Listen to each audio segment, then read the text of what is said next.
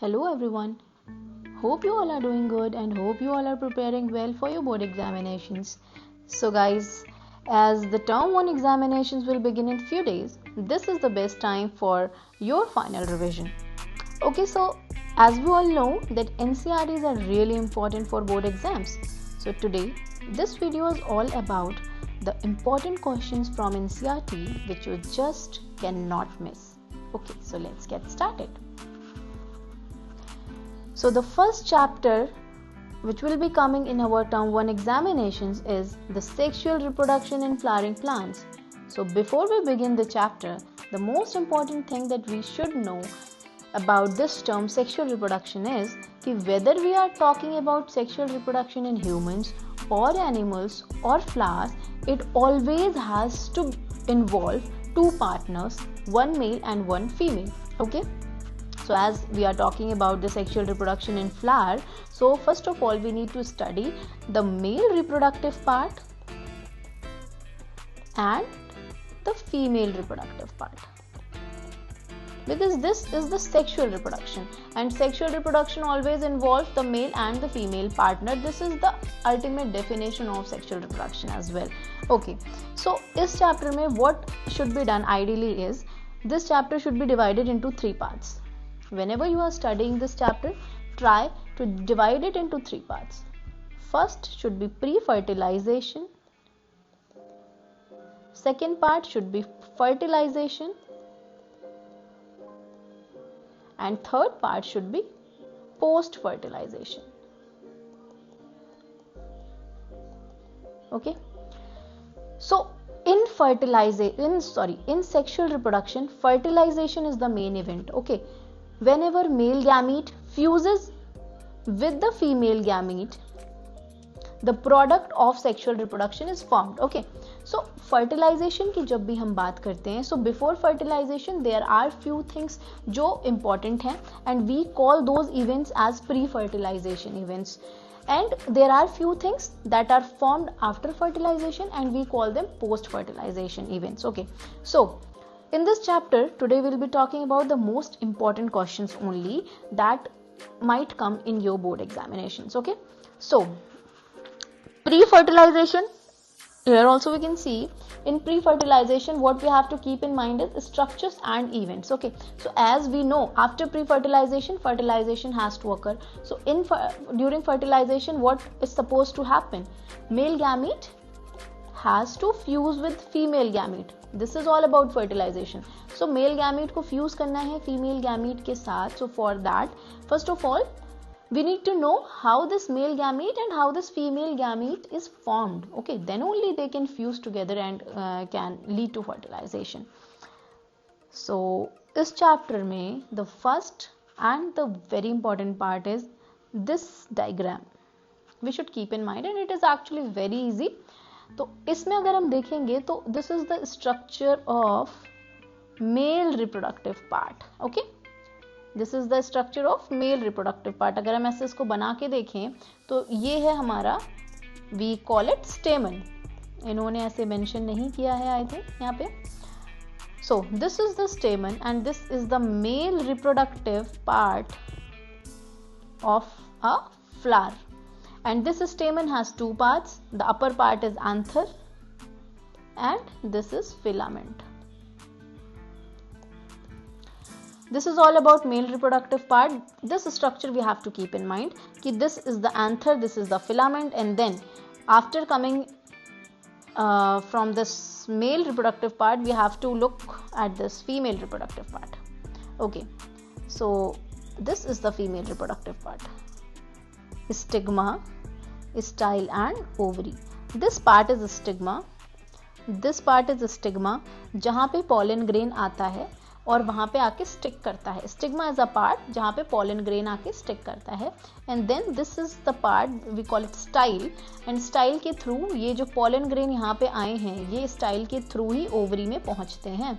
So basically structures जो involved हैं वो कौन से हैं? जो प्री फर्टिलाइजेशन में इन्वॉल्व्ड हैं या फिर जो sexual reproduction of flowering plants में इन्वॉल्व्ड हैं. एक तो मेल रिप्रोडक्टिव पार्ट है जिसको हम स्टेमन बोलते हैं, इसके दो पार्ट्स हैं, एक तो एंथर और एक filament.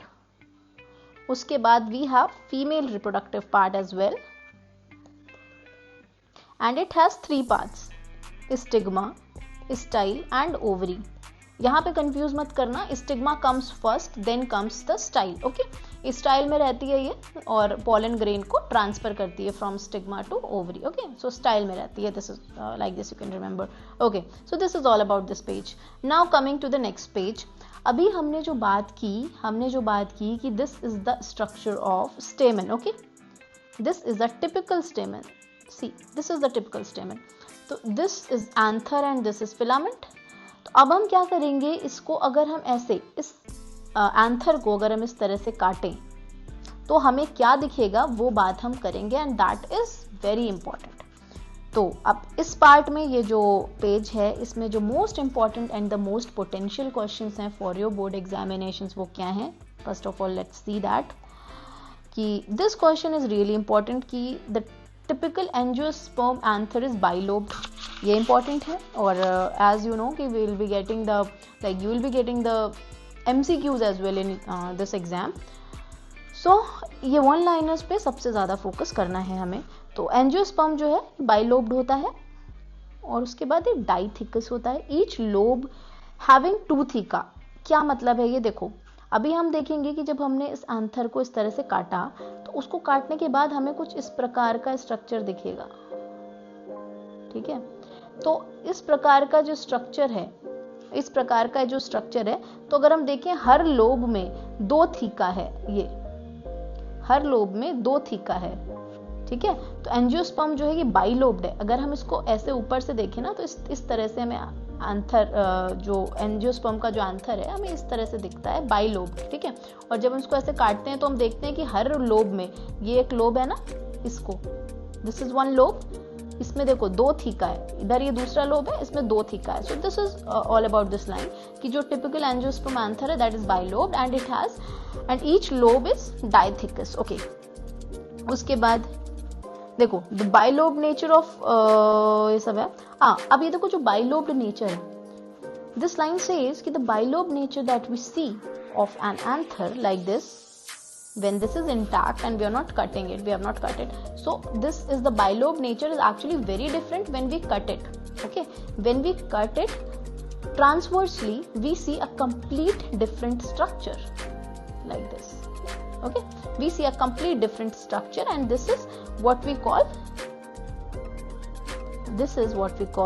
what is the name, everybody must be knowing, this is the microsporangium. Okay, so अभी हम इसके बाद देखेंगे. So इस पेज में if we talk about कि what is the most important thing, तो this is the only important thing you should know कि this figure might come कि this is the line of dehiscence जहाँ से ये pollen grains बाहर आ रहे हैं, जहाँ से वो actually rupture होके बाहर आएंगे.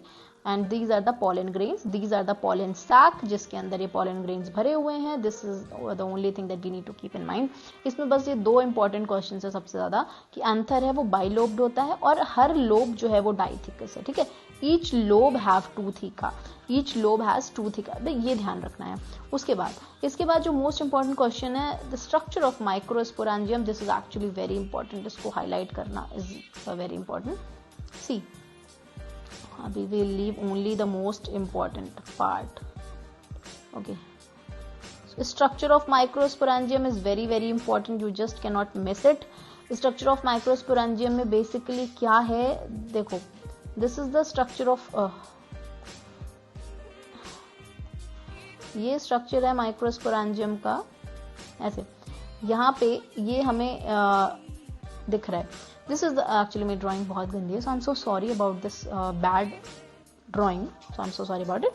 Okay, so structure of microsporangium whenever we are talking, so the most important thing is theca. Theca means layer. We should know the names of theca. Okay, so a typical microsporangium appears nearly circular in outline. It is generally surrounded by 4 layers. Okay, and this is the most important thing कि when we are talking about a microsporangium तो it is surrounded by 4 layers. और वही सबसे important है, यहाँ पे जो layers हैं वो हमें याद रखनी है. यहाँ पे कौन सी 4 layers पाई जाती हैं हमें वो याद रखनी है. तो अब हम वो लेयर्स के बारे में पढ़ेंगे। अगर हम देखें सबसे पहले कौन सी लेयर है, epidermis. This is epidermis, okay, epidermis, then comes endothecium, then comes middle layer, and the last one is tapetum. Last and the most important layer is tapetum. तो ये 4 layers हैं। so सबसे पहले कौन सी है, epidermis, then endothecium, then middle layer and tapetum. so इस part में जो मोस्ट इंपॉर्टेंट चीज है वो यही है। This is actually very important question और ये हर बार पूछा जाता है मोस्ट ऑफ द टाइम्स। पहली चीज है कि इसमें आपको sequence, you have to remember the sequence, and for that I am giving you a mnemonic, that is अपी एंड मीता। ओके, अपी एंड मीता। अपी for epidermis, and for endothecium, M for middle layer, और ता मतलब टेप्टम। So this is Appi and Mita. You have to remember this. Okay, this is Appi and Mita. You have to remember this mnemonic, Appi and Mita. First layer, and when we are saying and मतलब यहाँ पे endothecium है, and M for middle layer and Ta means tapetum. Okay, so ये एक question हो गया। अभी तक हमने 3 सवाल देखे हैं। सबसे पहला कि जो टिपिकल एंजियोस्पर्म है वो बाइलोब्ड होता है और हर लोब में 2 थीका होता है। उसके बाद जो सबसे इंपॉर्टेंट सवाल यहाँ पे है वो कौन सा है, वो ये है कि जो माइक्रोस्पोरेंजियम की लेयर्स हैं, ये सबसे इंपॉर्टेंट सवाल है। जो 4 लेयर्स हैं, epidermis, endothecium, middle layer and टेप्टम। और उसके बाद जो सबसे इंपॉर्टेंट सवाल है वो ये है कि it nourishes the developing pollen grain. The question will ask you directly कि which layer is responsible for nourishment of pollen grains, तो वो है टेप्टम। और ऐसा क्यों है वो हम याद रखेंगे। ऐसा इसलिए है क्योंकि जो हमारी टेप्टम है, ठीक है, ये टेप्टम जो है ये सराउंड कर रही है यहाँ पे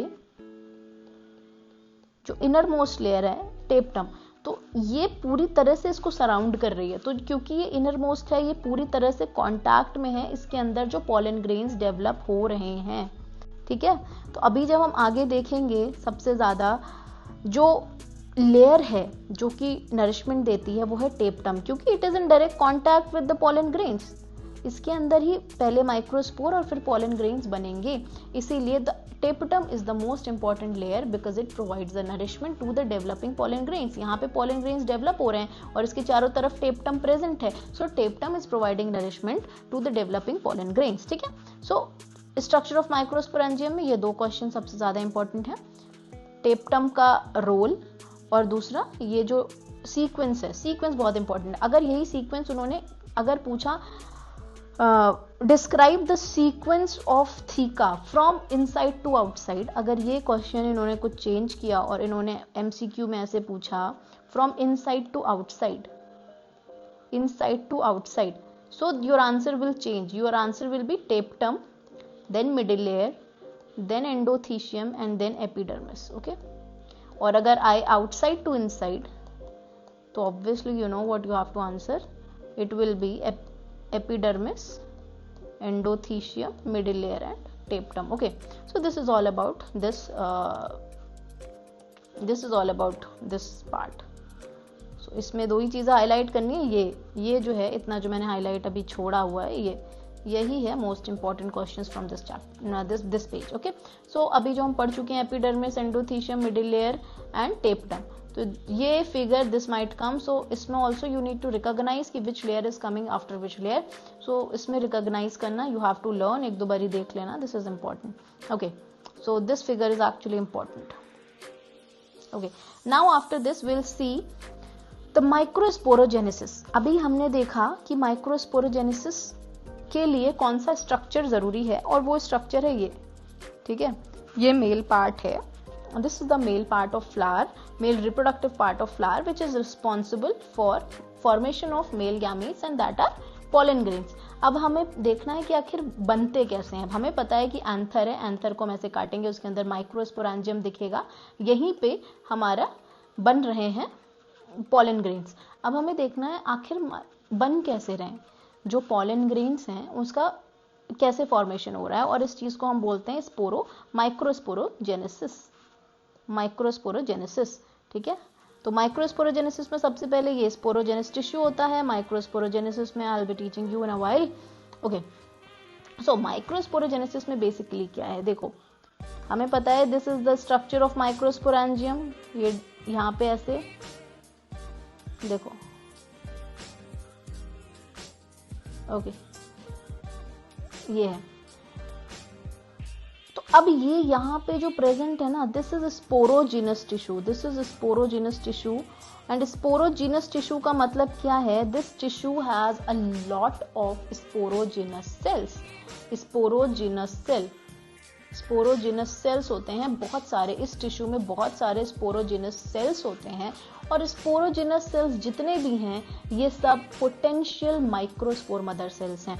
सो why are we calling these cells sporogenous, because they can form microspore, they will form microspore and each of the cell is a potential microspore mother cell. Why are we calling them mother cells, because they have potential to form microspores.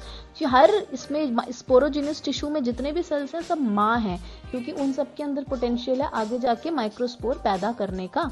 तो इसके अंदर जितने भी ये sales हैं ये microspores हैं, microspore mother cells हैं, जो कि आगे जाके फाइनली माइक्रोस्पोर बनाएंगी, जिसको हम बोल देंगे microsporogenesis.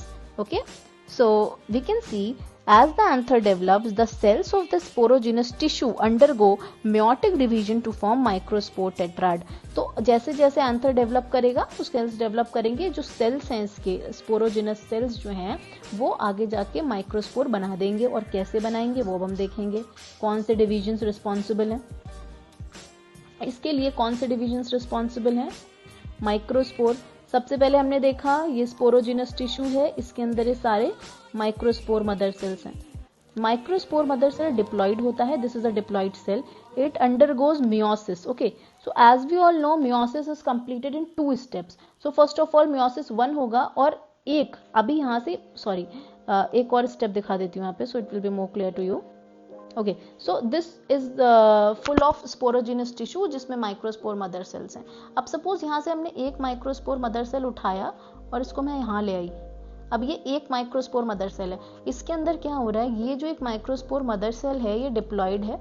Now this will undergo meiosis. So as we all know meiosis is completed in 2 steps. So पहले मियोसिस 1 होगा और 2 cells will be formed, although they will be connected. Okay, ये कनेक्टिव टिश्यू से जुड़े रहेंगे। उसके बाद मियोसिस 2 होगा। ओके, इसके बाद मियोसिस 2 होगा और ये 2 से 4 सेल्स बन जाएंगे। Okay, so this is what we call microspore tetrad.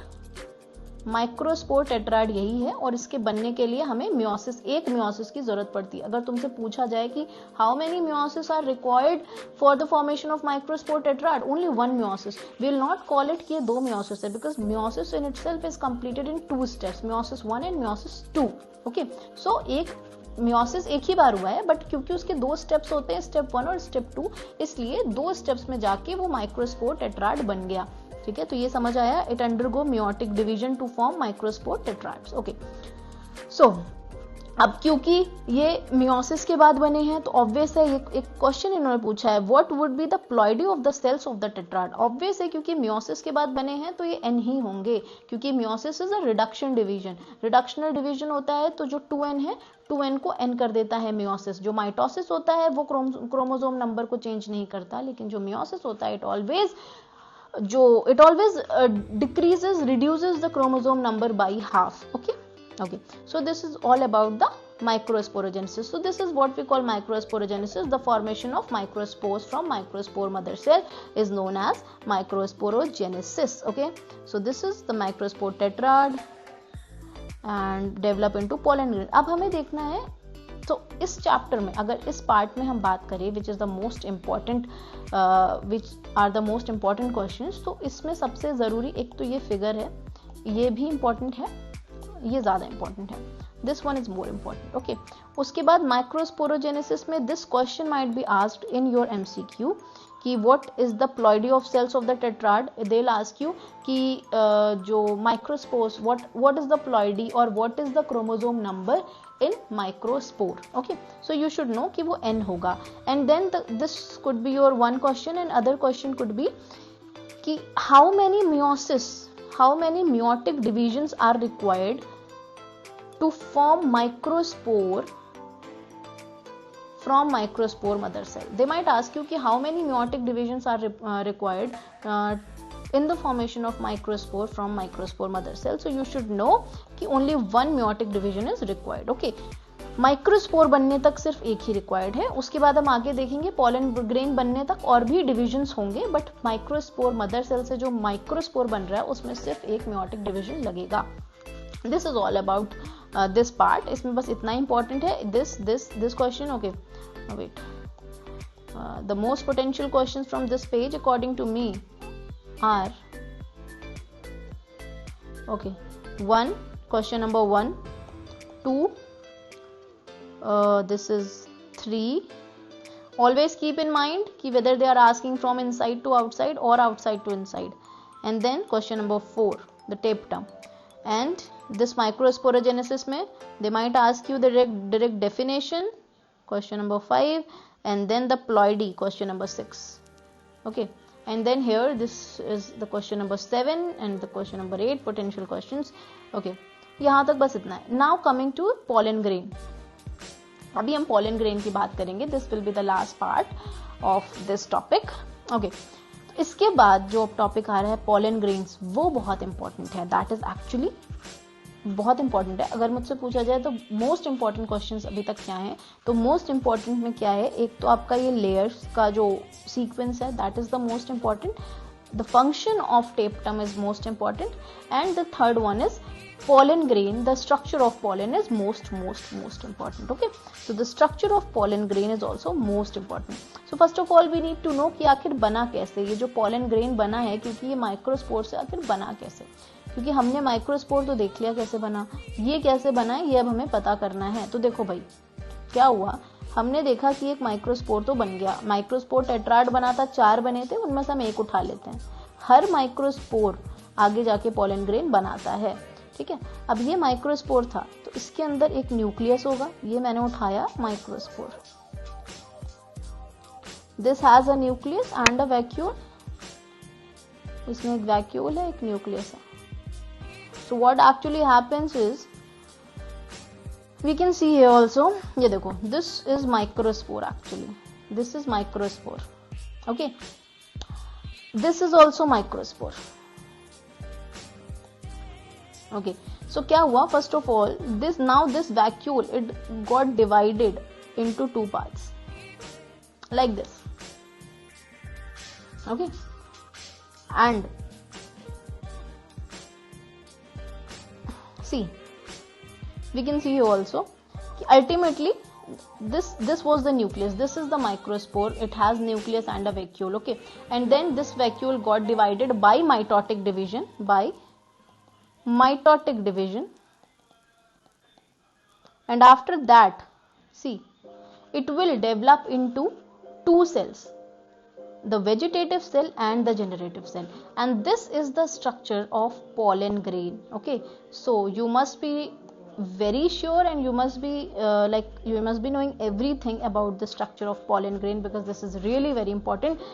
ये cell as it is उठा के फोटो दिया जाएगा and you will have to mention the parts. Okay, labeling is very important. You should know कि जो outer most होता है that is vegetative और जो नीचे होता है छोटा सेल होता है that is generative. हाँ, so you should remember. अगर वो इसी का opposite बना के दे दें, suppose इस तरह से ऐसे, तो इसमें what you have to do, ये vegetative नहीं होगा, ये हमेशा generative ही रहेगा. generative की पहचान क्या है कि it is a smaller. Okay, and vegetative जो होता है वो बड़ा सेल होता है.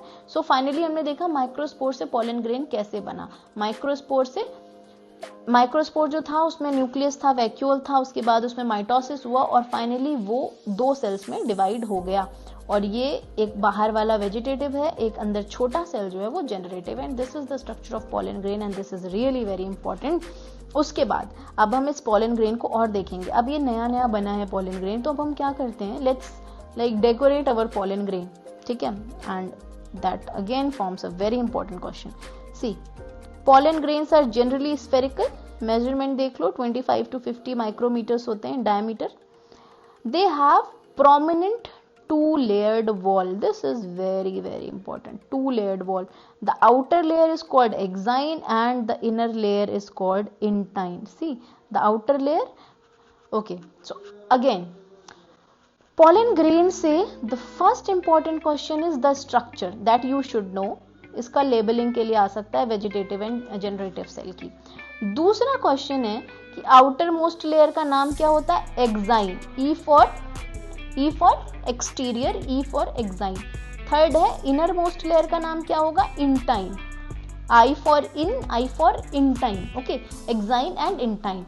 Now fourth question is the very very important question is कि एक्साइन जो होता है, एक्साइन किसका बना होता है? This is very important. So we should know कि exine is made up of sporopollenin. Sporopollenin का बना होता है which is one of the most resistant organic material.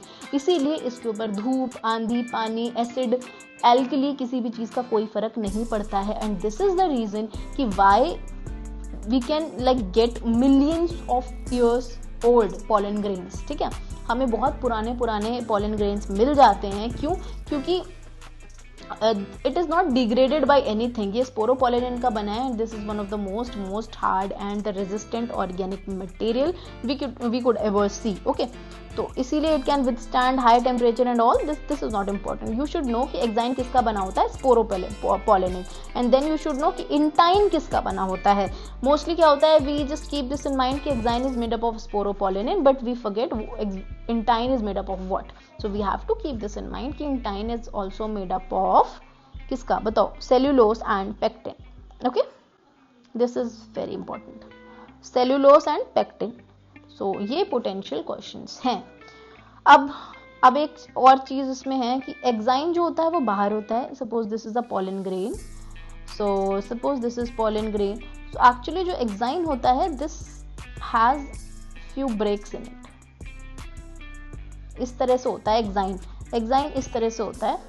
और उसके बाद जब when we are talking about intine, so intine is a continuous layer. Intine तो कंटिन्यूअस लेयर है क्योंकि अंदर होती है, लेकिन एक्साइन जो है वो उसमें ब्रेक्स होते हैं. इसका रीजन ये है क्योंकि पॉलन ग्रेन से फाइनली आगे जाके ग्रो करती है पॉलन ट्यूब, और वो इन्हीं पोर्स के थ्रू ग्रो करेगी ना. अगर यहाँ पे ब्रेक नहीं होगा तो जो एक्साइन है वो तो बहुत ही हार्ड है ना, वो तो टूटेगी नहीं.